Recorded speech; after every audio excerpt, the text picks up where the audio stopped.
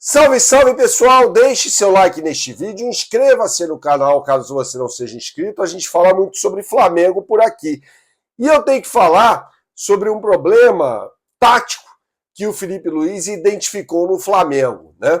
Na partida contra o São Paulo isso ficou muito claro e depois ele falou abertamente sobre o tema após a pergunta do excelente repórter Giovanni Chacon. Né, que assim, o que aconteceu para o Flamengo ceder tantos espaços ao São Paulo no segundo tempo? Claro, tem a questão física, e acho que esse problema, aí é uma opinião minha, decorre muito dessa questão física. Os jogadores do Flamengo estão claramente em condições físicas precárias, né? Alguns deles, nossa senhora, como o Arrascaeta e o Jorginho, para mim isso ficou muito evidente, e à medida que o tempo for passando, esses caras vão entrando em forma, né? Mas, por exemplo, a questão da marcação, né? O Felipe Luiz falou sobre isso na entrevista coletiva, que é justamente a saída da pressão para o estabelecimento de um bloco mais médio de marcação. Ou seja, você sai de uma marcação alta e faz a transição para uma marcação um pouco mais baixa. Não necessariamente um bloco baixo, mas um bloco médio. E aí ele falou que nesse processo, ao longo desse processo, o Flamengo acabou concedendo mais espaços ao adversário, né? E a recomposição defensiva, que no Flamengo é feita não com todo mundo voltando, mas com todo mundo pegando um setor de marcação, ela fica comprometida, na minha opinião, isso o Felipe Luiz não falou, mas justamente pelo estado físico dos jogadores. Mas esse é um problema que ele vai ter que resolver. Eu vou falar mais sobre isso nesse vídeo que tem um oferecimento da BandBet. Você que gosta de fazer a sua fezinha, não conhece o site bandbet.bet.br, meu camarada? Então você não sabe o que está perdendo, hein? Aponte agora a sua câmera para o QR Code que aparece na tela, ou digite no browser de sua preferência o endereço bandbet.bet.br. Você será direcionado por ambos os caminhos para a capa do site. E no site, você vai na aba Esportes, depois Competições, e aí você vai colocar Supercopa do Brasil. E lá você já tem as melhores oportunidades do mercado para a final de domingo entre Flamengo e Corinthians. Olha só, Flamengo e Corinthians na decisão. É a Supercopa do Brasil. Não deixe de fazer a sua fezinha. BandBet, um lance, infinitas possibilidades. Jogue com responsabilidade, é só para maiores de 18 anos.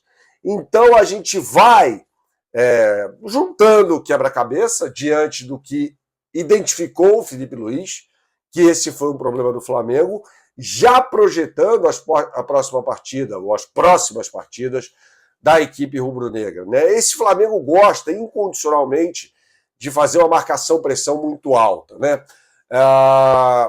Há exceções como aquela no jogo contra o Palmeiras, no ano passado, no Allianz Parque, que o Flamengo venceu por 2-0 pelo Campeonato Brasileiro, em que claramente ali o Flamengo dá a bola ao Palmeiras e busca uma transição mais rápida, contra-ataques mesmo, que não são necessariamente transições rápidas, com o Cebolinha, que foi muito mal naquela partida, e o Bruno Henrique. Então, nesse jogo contra o Corinthians, eu não acredito que o Flamengo vai fazer isso. Eu acho que o Flamengo vai jogar da forma como atua majoritariamente, né, quase sem exceções, que é com a marcação-pressão na saída do adversário. O Corinthians tem suas questões para esse jogo também. Memphis Depay, que é o principal jogador da equipe, embora para mim não valha aquilo que ele custa, mas ele está fora de forma.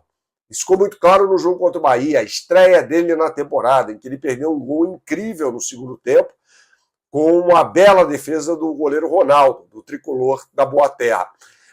E no primeiro tempo, ele teve, após uma saída de bola errada do time do Bahia, ele teve a oportunidade de dominar e finalizar, e ele perdeu o domínio de bola, o tempo do domínio de bola, e a forma como dominou a bola. Para um jogador dessa classe, você vê evidentemente que o cara não está nas melhores condições físicas.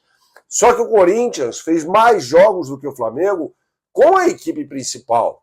Já disputou o clássico no Campeonato Paulista, na verdade, 2, contra São Paulo e Santos.